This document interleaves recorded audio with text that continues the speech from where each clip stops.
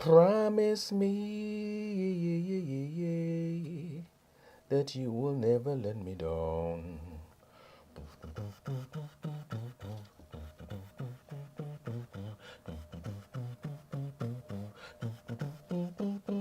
You remember them days?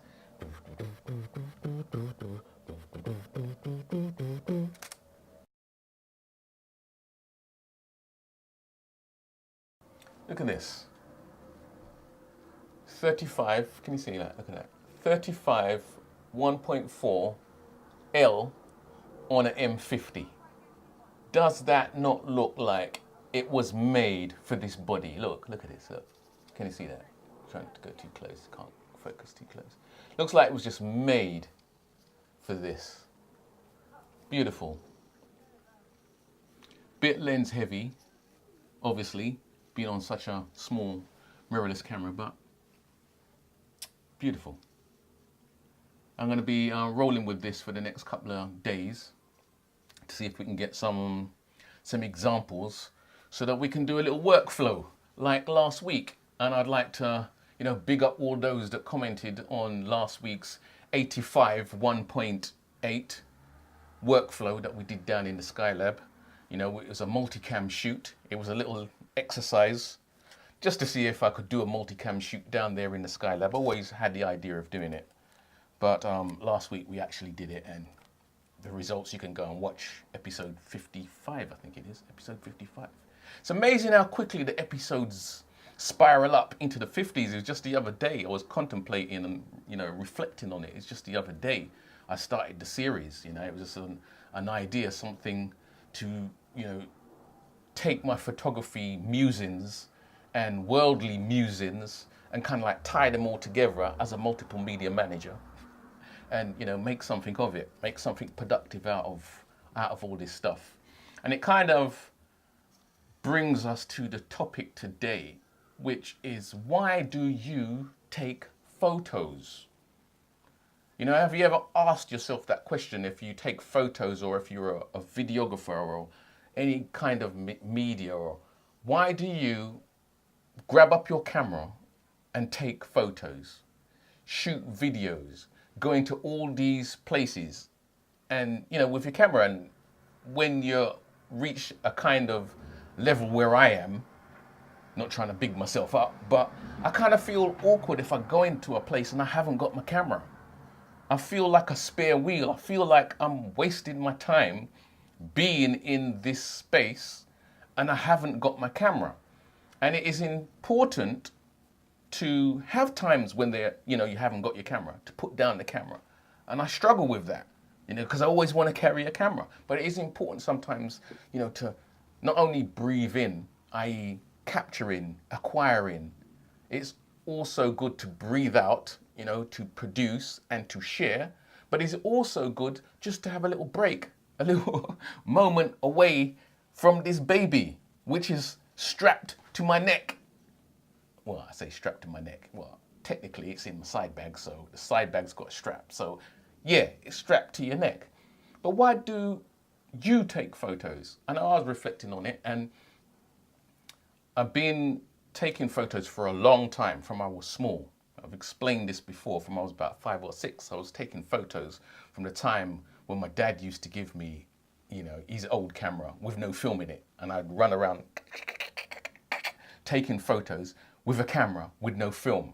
But in my mind, I was actually capturing what I was seeing. And thinking about it, all those years, if you go back even in your own history, and all those memories and all those great times, there's so much of it that is undocumented. And when I think about that, it pains me, Going about our everyday lives, you can fall into this erroneous view that everything is set in stone. That the world is set in stone, the world as we see it, the society as we see it, the way things are, is how it will always be. And there's nothing further than the truth. You only have to reflect back to your school days or your childhood to see how different things are now to how to how they were then. And for the most part, we have no record.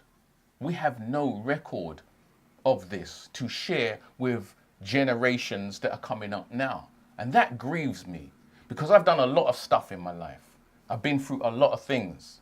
You know, the sound system era where we played all over the country.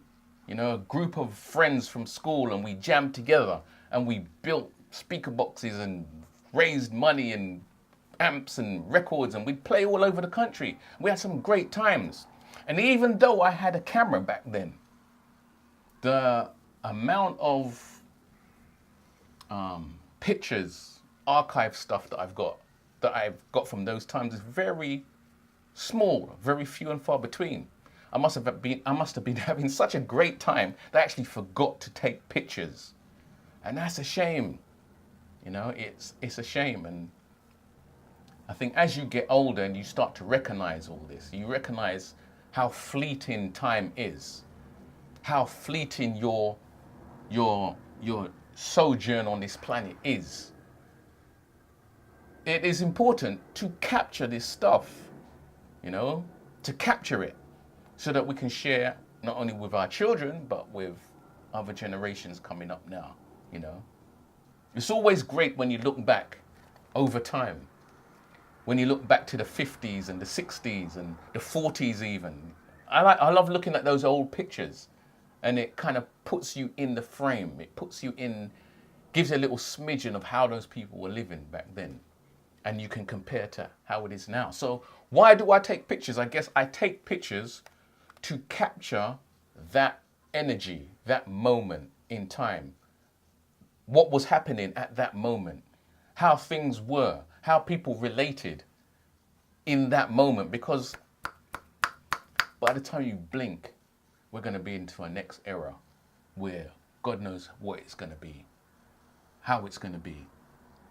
And I just like to hold on to that, to be able to hold on to that, to be able to transport yourself back to that moment where you looked through the viewfinder and you froze that moment in time, or you took a video of that moment so that you could actually hear and see, because the video just takes it another level to another level.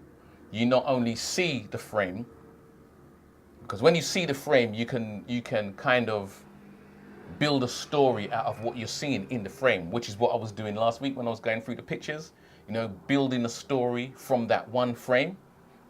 And everybody who looks at that picture is going to build a kind of different story because they're not actually there. But when you do the video, you don't have to build a story because the story is actually being told. So photography, videography, journalism, you know, even the design, because some of the designs that we do in the flyer designs from back in the day, you don't see flyer designs like that no more. It's all changed. Everything is just a rolling documentation of our life and our life's journey in the spaces that we inhabit. And we say it's important, yet we're not capturing it on the levels that we should be capturing it. Yet we're not sharing it on the levels that we should be sharing it. You know, a community and a people's history, a community and a people's